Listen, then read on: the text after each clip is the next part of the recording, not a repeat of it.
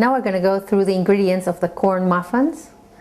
We'll need for that 1.25 cups of flour, 3/4 cup of cornmeal, 1/4 cup of sugar, 4 teaspoons salt, an egg, 1 egg, a cup of water, which you can substitute with milk if you prefer, 1/3 cup of oil. I'm going to use a teaspoon of vanilla extract.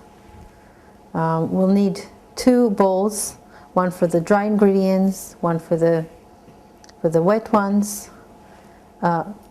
tablespoon to mix. We'll need later on jam, which you can pick up with whatever flavor you like, a cupcake pan, a muffin pan, and cupcake holders. Or if you don't want to use cupcake holders or you don't have them, you can just